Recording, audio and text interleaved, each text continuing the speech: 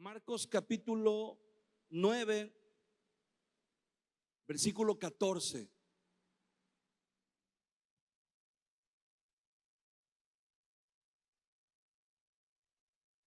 El tema de hoy le pusimos como título Creo en ti.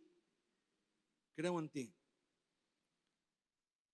Dice, es un pasaje algo largo, ¿verdad? Son varios versículos, pero vamos a leerlos. Dice, cuando llegó a donde estaban los discípulos, hablando de Jesús, cuando llegó a donde estaban los discípulos, vio una gran multitud alrededor de ellos y escribas que disputaban con ellos.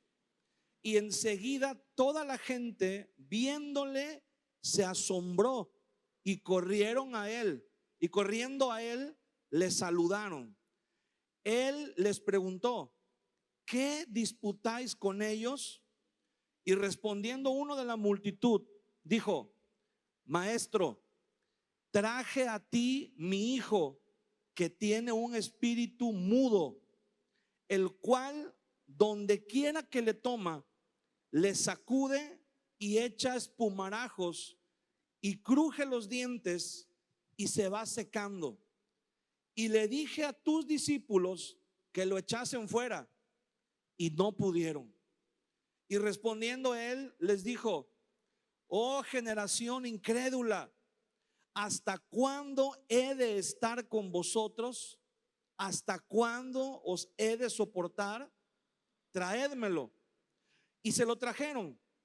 Y cuando el espíritu vio a Jesús, sacudió con violencia al muchacho, quien cayendo en tierra se revolcaba echando espumarajos.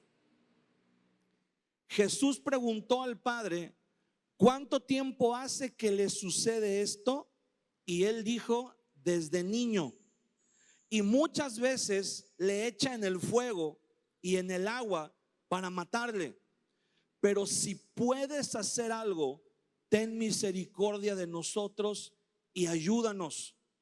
Jesús le dijo, si puedes creer, al que cree, todo le es posible. E inmediatamente el padre del muchacho clamó y dijo, creo, ayuda mi incredulidad. Amén. En este pasaje encontramos al Señor Jesús en una situación no muy común en la narración de los evangelios, aunque sí hay algunos casos, ¿verdad? Pero no era algo que ocurría todos los días, que el Señor Jesús se encuentra con el caso de un muchacho que está siendo atormentado por un espíritu. Dice que era un espíritu mudo. El muchacho no podía hablar y sin explicación alguna, dice que de pronto le tomaba, le sacudía, bueno, lo que dice aquí la Biblia, ¿verdad? Caía al piso echando espuma, a veces caía en el fuego, puede imaginarse eso, a veces caía en el fuego, a veces caía en el agua. Trataba, este espíritu, sin duda alguna, trataba de matar al muchacho. Y el padre dice que esto le sucedía desde niño. Algunas personas creen que se trataba simplemente de una enfermedad, de ataques epilépticos que este muchacho sufría, pero la Biblia nos dice que el origen de este mal era un espíritu, porque el muchacho tampoco podía hablar. Entonces, lo traen, el padre de este muchacho escucha hablar de Jesús y por alguna razón, en un momento, tiene fe de que Jesús puede ayudarlo. Los discípulos se encargaron de predicar y de anunciar en muchos lugares que Jesús tenía poder para sanar. Y los discípulos también habían tenido la tarea de ir a muchos lugares, a muchos rincones. Ahí mismo en Marcos, en el capítulo 3, en el versículo 14, dice, y estableció a 12 para que estuviesen con él y para enviarlos a predicar y que tuviesen autoridad para sanar enfermedades y para echar fuera demonios. ¿Sí? Aquí nos está diciendo que cuando Jesús llamó a sus 12 discípulos, les dio dones de sanidad, les dio autoridad sobre los espíritus inmundos, sobre los demonios.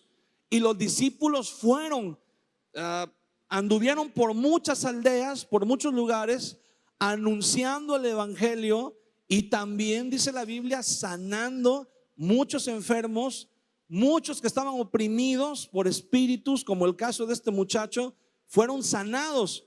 Y entonces la gente comprendió, la gente dijo, si estos son los discípulos, pues realmente Jesús debe ser alguien mucho más poderoso en cuanto a la presencia de Dios.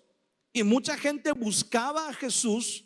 ¿Por qué cree usted que cuando Jesús llegaba a un lugar, mucha gente ya sabía de él? ¿Cómo supo la mujer del flujo de sangre que tocando el manto de Jesús podía ser sana? ¿Cómo supo, por ejemplo, Jairo que Jesús podía sanar a su hija? ¿Cómo supo Bartimeo el ciego cuando escuchó que Jesús iba pasando? ¿Cómo supo que Jesús podía sanarlo? Porque ya habían escuchado a los discípulos hablar de todo lo que Jesús estaba haciendo y también habían escuchado muchos testimonios de las cosas que estaban sucediendo por medio de los discípulos del Señor. Entonces, este hombre, por un momento, imagínese el sufrimiento de esta persona. Su hijo padecía de este mal. Todo parecía estar bien, ¿verdad? Pero de repente en un momento, si estaban pasando o si se encontraban en un lugar donde había, por ejemplo, no sé, supongamos que en un momento ellos podían pasear aquí por el malecón y todo era felicidad y tranquilidad, hasta que de pronto el espíritu se apoderaba del muchacho y hacía que se aventara al agua para ahogarlo, para matarlo. Y ahí tenían todos, ¿verdad? Que tal vez entrar al agua, el papá, quienes estuvieran cerca para sacarlo y ayudarlo en esas crisis que él padecía. O probablemente cuando había un lugar donde había fuego, el muchacho se arrojaba sobre las llamas. El espíritu lo hacía que se arrojara para lastimarlo, para quemarlo. Probablemente este muchacho tenía cicatrices en su cuerpo, de quemaduras, de golpes, heridas, que esta situación, este espíritu le provocaba que se lastimara. Y un día este señor, este padre de familia, muy angustiado, muy desesperado, escuchó hablar acerca de Jesús. Escuchó que había alguien que no solamente traía un mensaje diferente, que no solamente hablaba palabras de sabiduría como nunca nadie había hablado en Israel, sino que también era respaldado por el poder de Dios para sanar enfermedades, para echar fuera a los demonios. Y no solamente eso, sino que todo apuntaba a que él era el Mesías, aquel hijo de David que había sido prometido, que estaban esperando. Y el corazón de este hombre se llenó de fe, se llenó de esperanza. Tal vez algunas personas que estaban ahí con él lo animaron y le dijeron: mira, ve con Jesús, te conviene, te puedes llevar una sorpresa, te puedes llevar una bendición. Él puede ayudarte con la condición de tu hijo. Y este hombre se decidió, tal vez tomó algunas provisiones para el camino, investigó dónde estaba Jesús y lo siguió junto con su hijo. Fue a tener un encuentro con Jesús. Y el contexto de esta historia es que Jesús estaba en un lugar que no era muy concurrido por los religiosos. Sin embargo, había multitudes que seguían a Jesús donde él iba. Y Jesús había subido junto con Pedro, Jacobo y Juan a lo alto del monte Hermón y habían tenido una experiencia que la Biblia le llama la transfiguración. Jesús había subido antes de caminar hacia Jerusalén, había subido con sus discípulos a ese monte y en la parte más alta de ese monte habían tenido un encuentro sobrenatural con dos personajes. Los discípulos que lo acompañaban, que eran los más cercanos a él, los más allegados, Pedro, Jacobo y Juan, estaban con Jesús y creyeron que era un momento más en donde Jesús iba a orar y les iba a dar alguna enseñanza. Pero la sorpresa de ellos vino cuando, pienso yo, ¿verdad?, que pudo haber sucedido, que los discípulos se distrajeron un momento, tal vez preparando ahí pues el picnic, ¿verdad?, la comida que iban a tomar o algo que estaban ocupados haciendo, pero de repente oyeron que Jesús hablaba como si hablara con alguien. Y la sorpresa más grande fue que escucharon voces que le respondían a Jesús. Y cuando voltean y se acercan al lugar donde estaba Jesús, había dos personas que estaban con él, pero no eran personas normales, eran personas que estaban rodeadas de una luz resplandeciente, muy fuerte. Y en un momento delante de sus ojos, Jesús se transforma también en un ser de luz. Y el Espíritu Santo les revela a los discípulos que las personas que se encontraban con Jesús hablando en ese momento eran Moisés y Elías. La interpretación más común, más popular, es que como en ese momento Jesús iba a iniciar su viaje hacia Jerusalén, el último viaje del cual ya no iba a regresar porque iba a ser crucificado, la interpretación más común es que Elías y Moisés habían llegado para dar fe, para dar testimonio de él. Elías dio testimonio de que Jesús había cumplido todas las profecías y Moisés dio testimonio de que había cumplido toda la ley.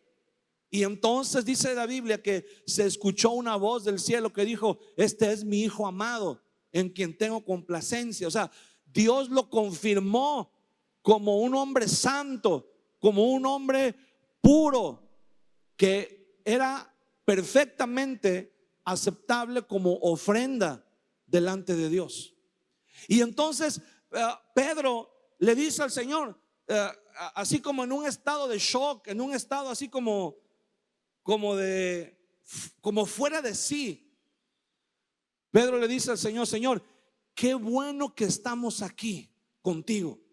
Dice: qué bueno. Yo creo que lo mejor que podemos hacer ahorita, dice Pedro, es vamos a hacer tres cabañas, tres chozas, una para ti, una para Moisés y otra para Elías, y vamos a quedarnos aquí ya para siempre. Le dijo Pedro: ya para qué bajamos, si aquí, mira, aquí está la gloria de Dios, aquí está Jesús, Moisés y Elías. ¿Qué más podemos pedir?, dijo Pedro. Ya vamos a quedarnos aquí, que aquí sea ya nuestra residencia, nuestro hogar, imagínate, ¿quién no iba a querer quedarse permanentemente en una experiencia así? Pero Jesús les dice: no, tenemos que regresar. Y momentáneamente Jesús les dice: no le cuenten esto a nadie hasta después que yo haya resucitado. Y cuando descienden, imagínense, ellos acababan de vivir una experiencia espiritual tremenda. Acababan de tener una experiencia sobrenatural. Y cuando descienden del monte, Jesús se encuentra con que había un alboroto, había un escándalo, gente discutiendo, gente peleando, y en medio los discípulos. Y entonces Jesús pregunta: ¿qué pasó? ¿De qué están discutiendo? ¿Qué están peleando?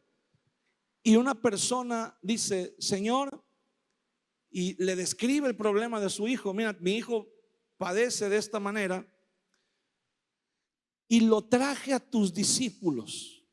Fíjese bien, Jesús no estaba presente físicamente cuando este hombre llegó ahí con los discípulos. Le dice, le traje a tus discípulos para que echaran fuera al espíritu inmundo, pero no pudieron. Y ese aparente fracaso de los discípulos probablemente fue motivo para que los escribas que estaban ahí, los intérpretes de la ley, que eran fariseos, probablemente ellos dijeron, miren, ya ven cómo ese Jesús y sus discípulos son una farsa. Mira, no pudieron echar fuera el espíritu. Si verdaderamente es el Mesías, si verdaderamente es el Cristo, si verdaderamente es el Hijo de Dios, ¿por qué sus discípulos no pudieron echar fuera el espíritu inmundo? Y probablemente también estaban ahí hablando con el padre de familia y le estaban diciendo, ya ves, ¿para qué traes a tu hijo con esta gente? De embalde el viaje que hiciste, de embalde el dinero que gastaste en todo lo que, en tus viáticos, en todo el cansancio, el peligro del camino, todo fue en vano. Te dijimos que Jesús de Nazaret es un farsante, y más sus discípulos. Y comenzaron a hablarle a este hombre, a decirle, hiciste mal en venir a buscarlo, hiciste mal en acercarte aquí. Y tal vez le empezaron a decir, mira, ven con nosotros, nosotros conocemos un lugar, nosotros conocemos a otro predicador, a otros maestros. Mira, es más, yo creo que este hombre, al ser judío, pertenecía a una sinagoga de los fariseos. Y cuando los fariseos lo vieron acercarse a Jesús y fracasar en su búsqueda de sanidad para su hijo, yo creo que le dijeron, mira, vamos a hacer algo, vamos a hacer de cuenta que nunca viniste aquí, regrésate con nosotros, regrésate a la sinagoga con nosotros y vamos a continuar, vamos a seguir, ¿verdad? Como siempre hemos seguido las tradiciones, la religión, la liturgia. Y probablemente, no probablemente, realmente hicieron que este hombre dudara si había sido la decisión correcta ir a buscar a Jesús. A este hombre le pasó lo que le pasa o lo que nos pasa o nos ha pasado a muchas personas el día de hoy. Se acercaron con los discípulos de Jesús, se acercaron a la iglesia, pues, y la iglesia no pudo llenar sus expectativas.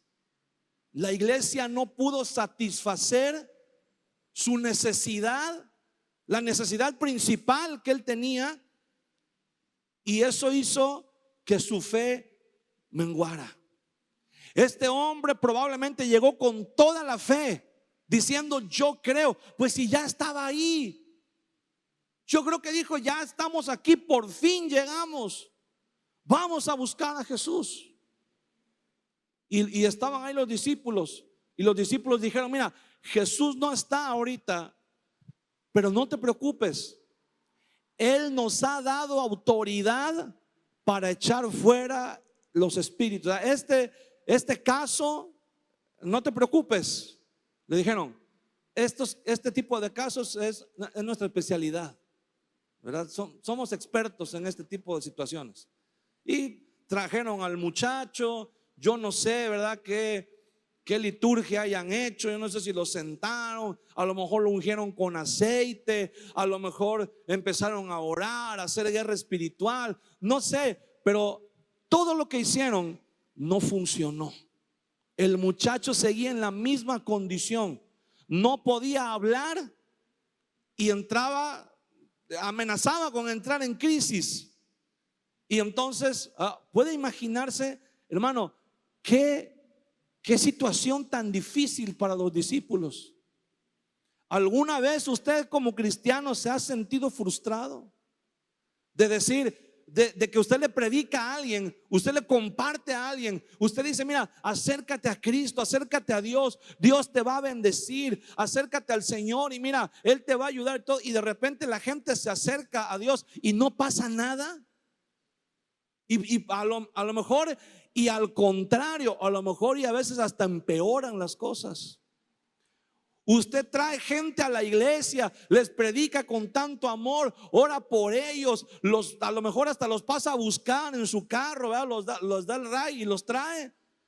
Y a veces a las personas que muchas veces estamos en la iglesia, se nos hace tan fácil muchas veces lastimar a la gente, al nuevo que viene, o tener una actitud así como indiferente.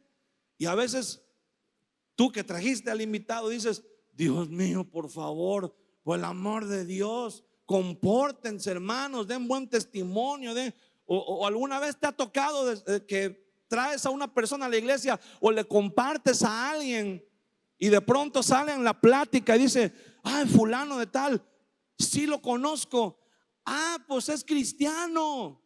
Tú todavía con tal de quedar bien, ¿no?, con el que estás evangelizando, y de repente el que estás evangelizando te dice, ese cristiano, no hombre, está más quemado que las tortillas que dejaron ahí. No hombre, ese tiene no tiene testimonio, tiene tristemonio. Y tú dices, trágame tierra. O sea, yo intentando hablar de la persona de Cristo y el hermanito viene y en lugar de ayudarme, más lo avienta para afuera, ¿verdad? Más, en lugar de ayudarme a levantar la red para meterla al barco, más lo avienta para afuera. Muchas personas se han acercado a la iglesia y la iglesia, como iglesia, no hemos estado a la altura de las expectativas de muchas personas en muchas ocasiones. Muchas veces hemos venido a la iglesia y nos hemos encontrado, mire, los discípulos, dice Marcos 3, 14 y 15, Dios les dio autoridad. Dios les dio, Jesús les dio dones para sanar y para liberar. ¿Qué pasó con esos dones? Porque 6 capítulos más adelante no pueden echar fuera un demonio. ¿Qué pasó? Bueno, le voy a decir algo. El Señor nos da dones. El Señor nos da capacidades sobrenaturales para llevar a cabo las tareas que Él nos ha encomendado. Esos son los dones. Pero quiero decirle algo. Nosotros podemos apagar el fuego del Espíritu Santo en nuestras vidas. Por eso el apóstol Pablo, cuando le escribe a los tesalonicenses, les dice, no apaguéis el Espíritu, no menospreciéis las profecías. Entonces, si el apóstol Pablo le está diciendo a la iglesia, no apaguéis el Espíritu, ¿qué significa esto, hermano? Que podemos apagarlo. ¿Cómo? Pero si el Espíritu es Dios, el Espíritu Santo es Dios, ¿cómo lo vamos a apagar? Obviamente no significa que el Espíritu Santo pierde poder o pierde divinidad o pierde, no, lo único que pierde es presencia en nuestras vidas. ¿Por qué?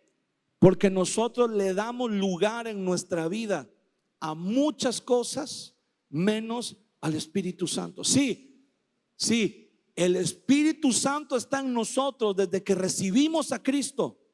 Desde el momento que recibimos y confesamos a Jesús como nuestro Señor, el Espíritu Santo está en nosotros. Y cuando comenzamos a involucrarnos en la obra de Dios en la iglesia, Él trae dones a nuestra vida que se van desarrollando y que nos van sirviendo para edificar juntos la obra de Dios. Hay dones de ministerio, están dones que son característicos del Padre, otros del Hijo, otros del Espíritu Santo. Ya tendremos oportunidad de verlo más adelante. Pero ¿a qué voy con esto? A que nosotros como discípulos tenemos la obligación de mantener esos dones encendidos, de mantener esos dones en fuego. Por ejemplo, una persona puede tener el don de la predicación, de la enseñanza, pero si esa persona no se cultiva en la palabra de Dios, no estudia, no se prepara, va a ser solamente un orador muy elocuente. Va a ser solamente alguien que habla con propiedad y que se expresa de la manera correcta, pero sus palabras no van a estar respaldadas por el poder y por la unción del Espíritu Santo. Un predicador dijo una vez: mira, el día de Pentecostés Pedro predicó un sermón y 3,000 personas se convirtieron.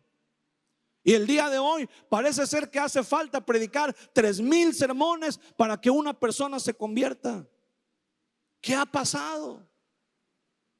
No hay unción, no hay poder en las palabras. Y no significa que la palabra de Dios no tenga poder en sí, pero por algo el Señor nos ha dado dones.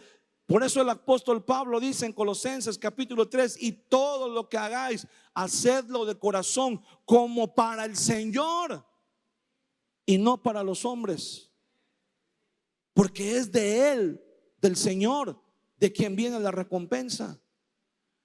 Tenemos que esforzarnos. Todos los dones que el Señor nos ha dado, hermano, tenemos que cultivarlos cada día. Tenemos que rendirlos a los pies del Señor cada día, porque podemos perder dos cosas. Una, podemos perder efectividad en lo que hacemos, porque si tenemos los dones pero no profundizamos en el conocimiento de la palabra y en la comunión con el Señor por medio del Espíritu Santo, nos volvemos, como dice Pablo, solamente metal que resuena, címbalo que retiñe. Solamente hacemos ruido, pero no hay un propósito, no hay una profundidad.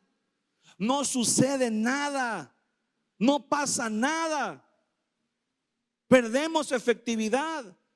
Y número dos, perdemos humildad, porque no nos centramos en el propósito por el cual Dios nos dio el don, sino nos centramos en que qué bien hacemos lo que hacemos, ¿verdad? Y qué bien nos sale, y qué bien, ¿verdad? Porque vemos en cierta manera resultados y comenzamos a creer, ¿verdad? Que somos muy buenos y que somos muy talentosos y corremos, ¿verdad?, el riesgo de caer en pensar que somos indispensables en algún momento, porque perdemos de vista el verdadero propósito para el cual el Señor nos dio los dones, que es para ejercitarlos.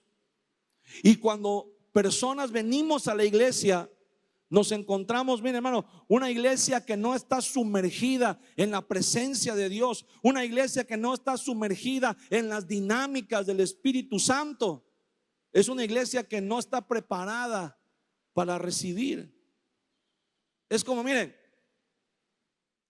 el vientre de una mujer, cuando llega un momento, cuando está maduro, cuando está preparado para recibir un bebé, un embrión, y cuando el embrión cae, por decirlo de una manera, y es depositado en el vientre de la mujer, si el vientre está maduro, está sano y es apto, retiene el embrión y se produce vida.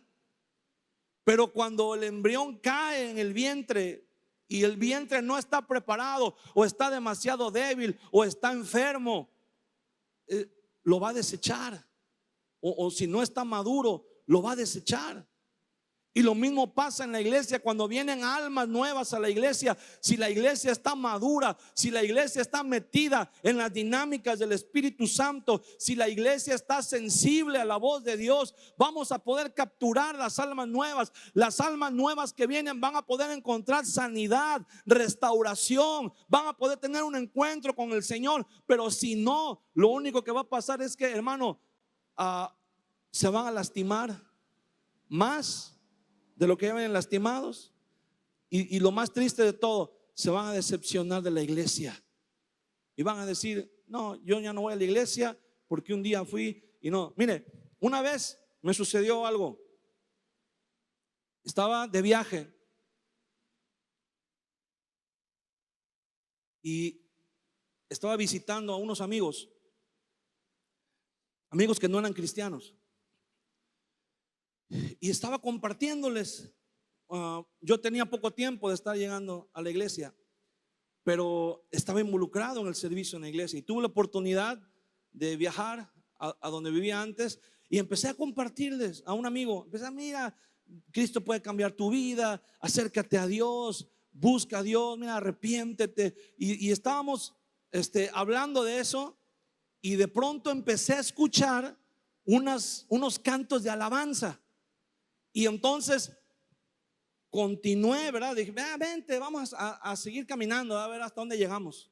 Y íbamos caminando por la calle, pero yo ya con la maña que quería que llegáramos a la iglesia, ¿no? Ya estaba premeditado. Y cuando íbamos pasando por enfrente de la iglesia, pues se escuchaban más fuertes las alabanzas, ¿no? Y entonces dije: mira nada más qué casualidad. Le digo: ¿dónde venimos a dar? A una iglesia. Le digo: te estoy hablando de Cristo y mira, venimos llegando a una iglesia. Le digo: es más, vamos a entrar, vente. Y quiero decirles algo: la iglesia donde yo nací y donde yo crecí, ¿verdad?, que es esta misma iglesia, pues estábamos en otro local, pero en aquellos tiempos, en aquellos años, cuando llegaba una persona nueva a la iglesia, era una encomienda. Todos teníamos que ir y saludar a la persona nueva y darle la bienvenida. Y hermano, qué gusto, ¿cómo te llamas? Mira, ven. Y si era joven, bueno, pues los jóvenes tenían que ir y acercarse y tratar de integrarlo. Y si era un adulto, ¿verdad?, los varones o una hermana, cualquiera que fuera el caso, ven y mira, y tratar de integrarlos y tratar de que no se fueran, pues, de capturarlos en la iglesia. Y entonces había muchas atenciones. Tú llegabas y había un equipo como de 10 ujieres en la entrada que te recibían: hermano, Dios te bendiga, mira, pásale. Te llevaban hasta tu lugar, te buscaban un asiento, y si no había asientos, paraban a uno de los hermanos, de los que ya eran veteranos en la iglesia. Le decían: hermano, necesitamos el asiento para un alma nueva que acaba de llegar. Y los hermanos se paraban, ellos sabían que tenían que parar. Se paraban y le daban el lugar a la persona nueva. Y entonces te hacían sentir así como que: wow, vine a caer aquí a un lugar bien a todo dar. Te hacían sentir bienvenido, bien recibido. Y en esa ocasión me acuerdo que le dije a este cuate: mira, ven, vamos a entrar a la iglesia, vas a ver cómo te van a recibir. Y entramos, hermano, y había unos ujieres en la puerta, que Dios los bendiga. La guardia del palacio de Buckingham son más expresivos, yo creo, son más entusiastas cuando alguien llega. Llegamos y: buenas noches, hermano, Dios les bendiga. Y el ujier que está en la puerta así como que: adelante, pasen. Y ya entramos y estaba la predicación, escuchamos la predicación. Al final le digo: vente, mira, vamos a saludar al pastor. Y ya nos pasamos hasta adelante, pues resulta que no era el pastor el que estaba predicando. Entonces llegué y le digo: hermano, pastor, Dios le bendiga, ¿cómo está? Y me dice: mira, yo no soy el pastor, yo estoy aquí encargado porque el pastor está de viaje, y entonces me tocaba a mí predicar el día de hoy. Bueno, le digo, pues no importa, pero mire, es que traigo aquí esta persona, le digo, que es un alma nueva, le estoy compartiendo y la traje aquí a la iglesia, y entonces queremos para hacerle la invitación para que venga a congregarse aquí, ¿verdad? No, yo pensé que le iban a salir todos a recibirlo y a darle la bienvenida y todo. Y dice: mire, tiene que regresar cuando esté el pastor. Y el pastor le va a dar una hoja y la tiene que llenar, una solicitud, y entonces la vamos a evaluar, y entonces vamos a aprobarlo y vamos a recibirlo. Después de que cumpla con ciertos requisitos, lo vamos a recibir como miembro de la iglesia. Y yo me quedé así, yo dije: no puede ser. Y todavía yo así como que queriendo, y el otro así con cara de ¿qué pasó? ¿Qué? Y yo así: no, vente, vámonos. Dice que no está el pastor, pero después otro día venimos. Y nos vamos, y estaba el ujier en la puerta. Y dije: Bueno, pues ya nos vio que entramos y que yo digo, pues a lo mejor de entrada lo agarramos de malas, pero ahorita de salida pues ya está mejor, ¿no? Y salimos y, hermano, Dios le bendiga, qué gusto, a ver si otro día regresamos y todo. Y el hombre así, impávido. Sí, que les vaya bien, Dios los bendiga. Si bien, ni la mano le dio al nuevo, o sea, nada. Ya salimos de ahí de la iglesia, salí con pena ajena. Le digo, nada que ver con los ujieres de allá de mi iglesia. Le digo, nada que ver. Casi le tenía ganas de cantar, por ujieres como tú. Pero de verdad, o sea, me dio coraje. Y la persona, el muchacho que iba conmigo, sí le compartí, oré por él y todo, pero nunca volvió a acercarse a una iglesia. Nunca volvió a llegar a una iglesia. Y así como esa historia, hermano, tantas historias que podemos encontrar y que nos ha tocado.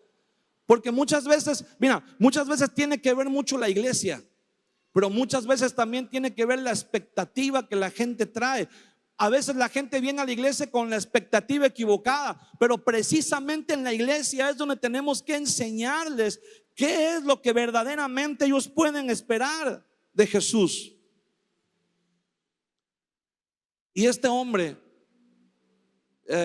no solamente no pudieron sanar a su hijo, no solamente los escribas le empezaron a decir, ya ves, ¿para qué viniste aquí? Aquí es una secta, aquí ni hay amor, aquí ni está Dios. Y le empezaron a decir, pero no solamente eso, sino los discípulos se empezaron a pelear, hicieron un pleito mitotero con los escribas, se empezaron a decir de cosas y a tirar y a pelearse. Imagínense. Y yo creo que este señor dijo, y esos son cristianos. Y se están peleando una iglesia con la otra y se están diciendo de cosas unos con otros. Y mire, y yo creo que este hombre dijo, yo no sé qué hago aquí, yo ya me voy. Pero en ese momento Jesús llegó. En ese momento Jesús descendió y dice la Biblia que todos se sorprendieron. Como que los agarró, estaban tan metidos en la discusión que en ningún momento se dieron cuenta de que había llegado el Señor. No se percataron, no se dieron cuenta a qué horas Jesús llegó y se puso ahí junto a ellos. Y entonces Jesús dice, ¿qué es lo que discuten? Hasta allá se oye el escándalo, los gritos. ¿Qué están peleando? ¿De qué hablan? Y este hombre viene y le dice al Señor, mira, mi hijo está atormentado por este espíritu inmundo. Tenemos esta necesidad. Y yo vine a tus discípulos buscando ayuda, pero no pudieron echarle fuera el demonio. Y no solamente eso, sino que se pusieron a pelear con los escribas y a decir qué iglesia es mejor, qué grupo es mejor, quién tiene la mejor doctrina, quién tiene la liturgia correcta, quién hace las cosas así, quién no. Y este hombre dice, Señor, pero si tú puedes hacer algo, dice en el versículo 22, y muchas veces le echan el fuego y en el agua para matarle. Y le dice, pero si puedes hacer algo, ten misericordia de nosotros y ayúdanos. ¿Cómo? Quiero que ponga atención a estas palabras del hombre. Dice, pero si puedes hacer algo. ¿A qué le suena eso? A que si es verdad lo que dicen. Y Jesús le contesta en el versículo 23, si puedes creer, al que cree todo le es posible. Pero quiero que este versículo, el versículo 23, Marcos 9:23, vamos a verlo como dice en la versión, en la NTV.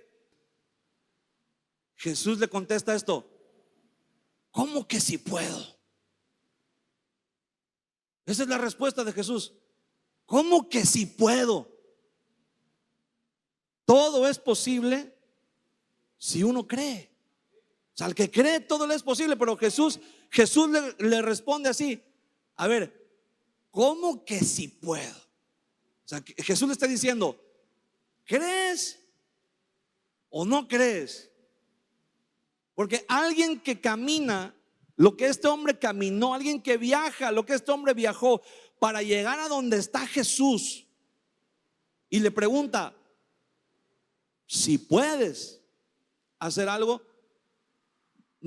aquí algo cambió.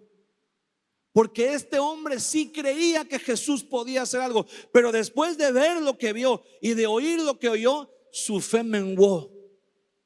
Y entonces le dice: Señor, si puedes hacer algo por nosotros, ya perdí toda esperanza. Ya yo llegué con la esperanza de que me iban a resolver, y como no, tus discípulos no pudieron resolverlo, Señor, la verdad es que ya no sé qué esperar. Y le dice Jesús: si acaso puedes. Y hay mucha gente, hermano, hay mucha gente el día de hoy, creyentes, cristianos, con una fe truncada, con una fe a medias, diciéndole al Señor y diciéndole a la iglesia: si puedes, bendíceme. Si puedes, ayúdame. Si puedes, cambia mi vida. Si puedes, cambia la situación en la que me encuentro. Y Jesús le dice: ¿cómo que si puedes? Pero Jesús no le dice reclamándole, así diciéndole: oye, a ver, ¿crees o no crees? Por fin, ¿tienes fe o no tienes fe? No, Jesús más bien le está diciendo: ¿qué pasó? ¿Por qué no eres el mismo hombre que vino, que viajó con una fe inquebrantable? ¿Por qué ya no eres el mismo que llegó con una fe desbordante? ¿Por qué ya no eres la misma que llegó con una fe y con un amor, diciendo: Señor, no solamente quiero que me ayudes, sino aunque no me ayudes, de todos modos yo te quiero servir? ¿Qué pasó con ese amor que teníamos con el Señor y con la obra? ¿Qué pasó con ese amor que decíamos: Señor, estoy enfermo, tengo este problema y vengo a pedirte que me ayudes, pero aún si no me pudieras ayudar, de todos modos yo te amo, de todos modos yo te voy a servir? Y ahora nos encontramos con un montón de gente diciendo: pues yo no sé realmente si pueden ayudarme aquí en la iglesia, pero pues ya vengo por costumbre.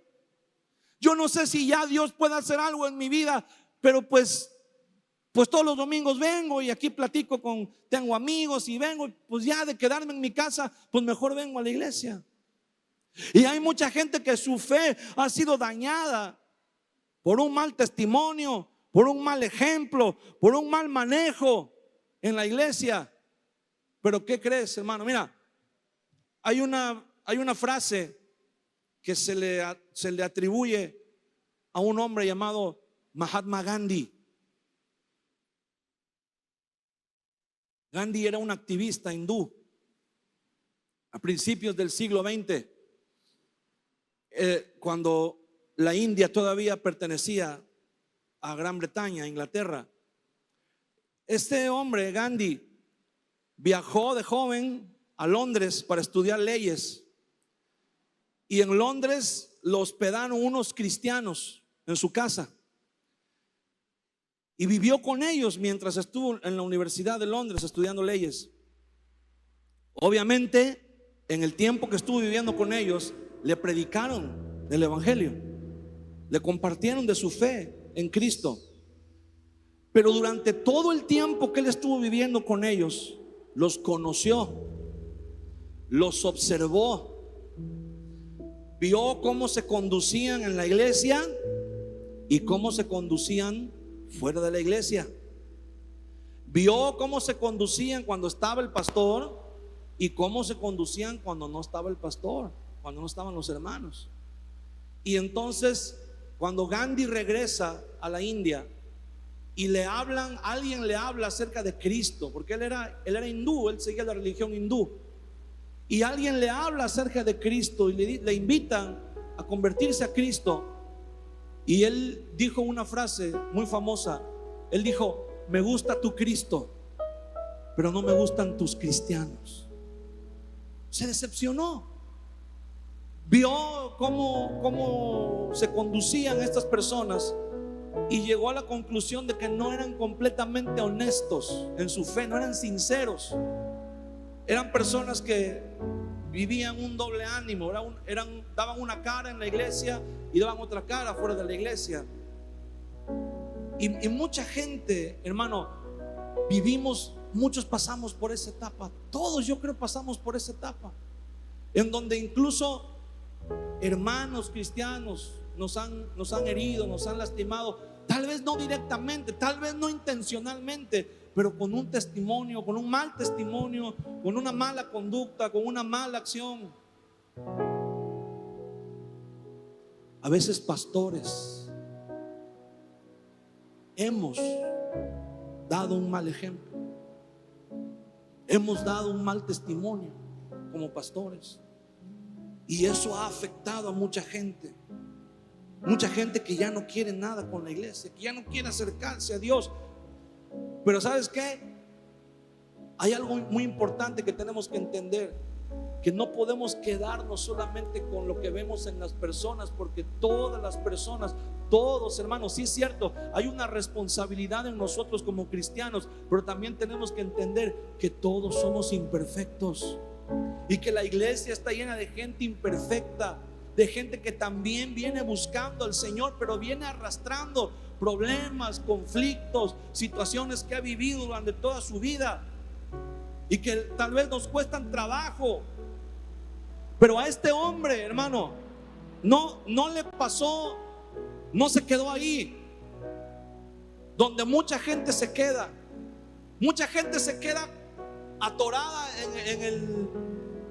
en la parte de los cristianos y dice: si así son todos los cristianos. Pero este hombre no solamente se quedó en la parte de los cristianos, este hombre llegó a Cristo, o más bien Cristo llegó a él. Cristo llegó y dijo: ¿qué pasa? No, Señor, mira, tus discípulos no pudieron. Señor, mira, tengo un problema.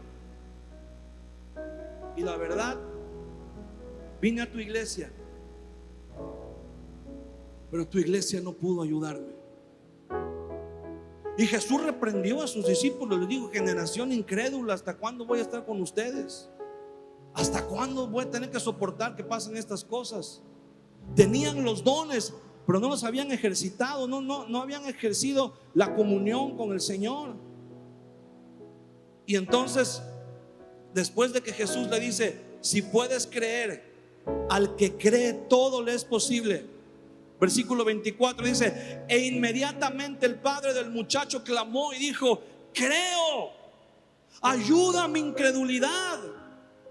O sea, le está diciendo: Señor, sí creo, todavía me queda un poco de fe, pero también batallo porque está la fe y está la incredulidad, y en parte quiero creer que tú puedes hacer algo, pero la experiencia que he vivido con tu iglesia, con tus discípulos, me ha apagado la fe de muchas maneras.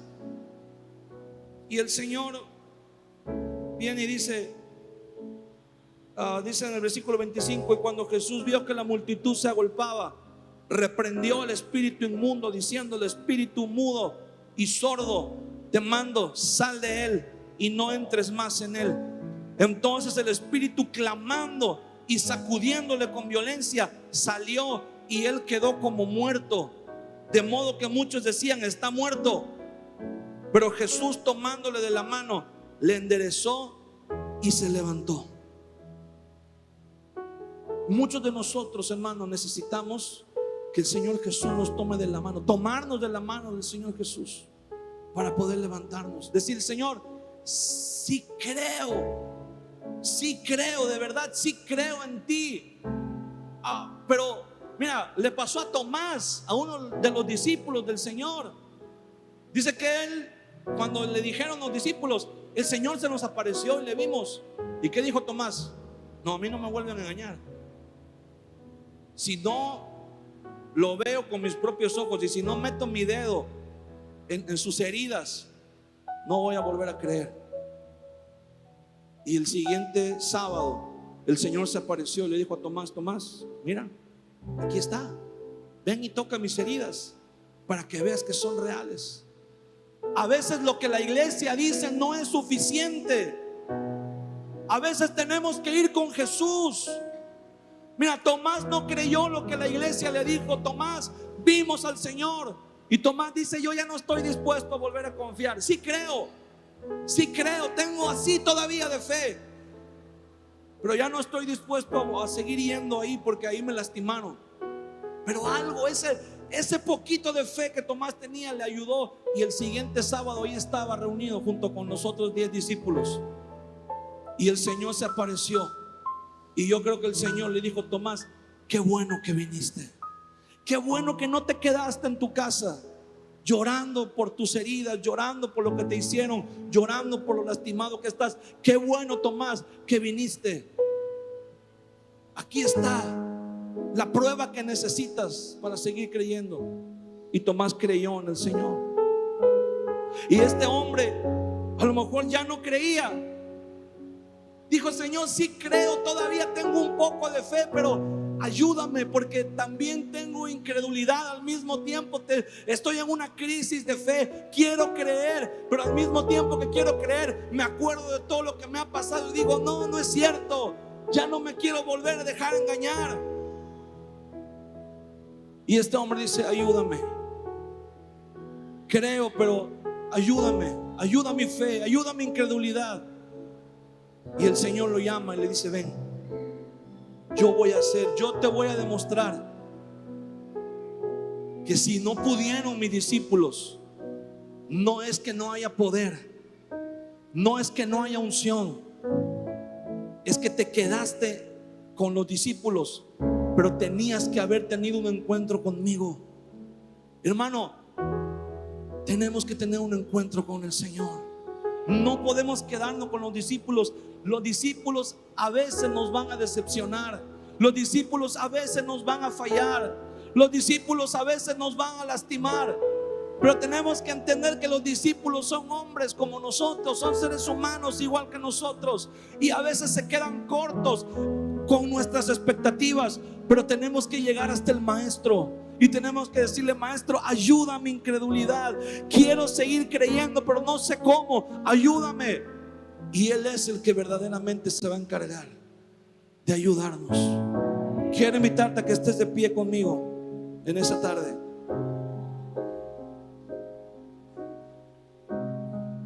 Y vamos a orar.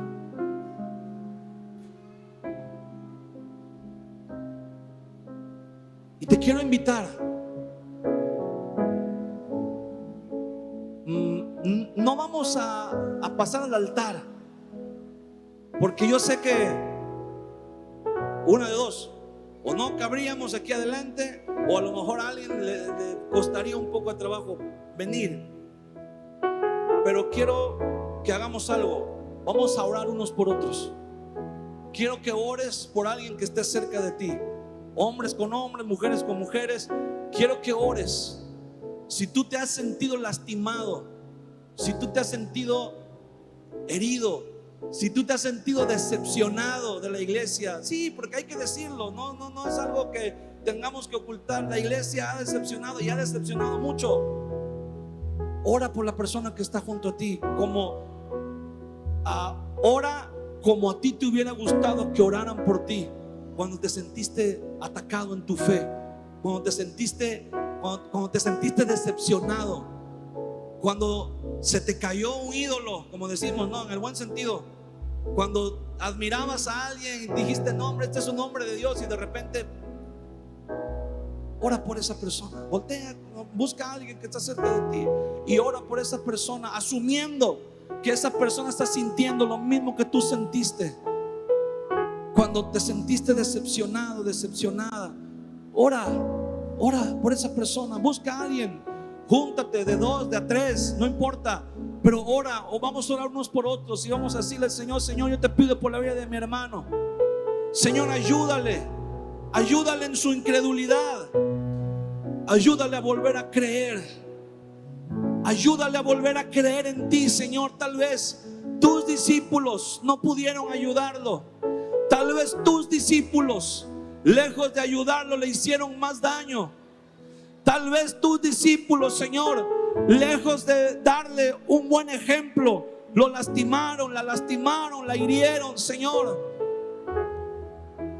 Tal vez le tocó conocer el lado malo, Señor, pero en esta hora, en el nombre de Jesús, hoy te pedimos, como este hombre te decía: yo creo, ayuda a mi incredulidad, ayúdame porque quiero creer otra vez, ayúdame porque quiero volver a tener la fe que tenía cuando vine por primera vez, cuando me acerqué por primera vez.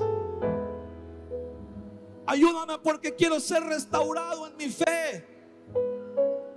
Ora por esa persona y dile: Señor, yo te pido perdón.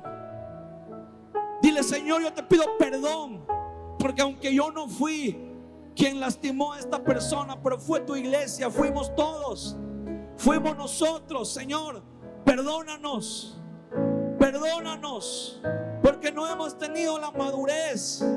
Perdónanos porque no hemos tenido la sensibilidad para recibir al que viene lastimado, al que viene herido, al que viene sediento, al que viene necesitado de amor, al que viene necesitado de una palabra de aliento, de consuelo. Perdónanos porque hemos puesto otras cosas en primer lugar antes que el amor. Ora, levanta tu voz. Levanta tu voz y dile: Señor, trae una restauración. Trae una restauración a tu iglesia, Señor. Trae sanidad, Dios. Perdónanos porque no hemos estado a la altura, Señor, de tus requerimientos. Perdónanos, Señor. Sigue orando, sigue orando, sigue orando. No dejes de orar. Tú estás en medio de tu pueblo, Señor. Cuando confesamos nuestros pecados, Señor, tu palabra dice que tú eres fiel y justo para perdonar nuestros pecados y limpiarnos de toda maldad, Señor. No solamente en lo individual, pero aún como iglesia, Señor. Hoy te pedimos: perdónanos. Y perdónanos, y perdónanos en general a tu iglesia, no solamente a esta iglesia, pero a tu iglesia en general, Señor. Perdónanos y enséñanos a perdonar. Y aunque nos duela y aunque nos afecte de cierta manera, Señor, nunca permitas que nuestra fe dependa del testimonio o de las acciones de los hermanos. Que nuestra fe dependa solamente, Señor, de que nos hemos encontrado contigo y de que tú, Señor, nos has tomado de la mano y nos has levantado de donde estábamos, Señor.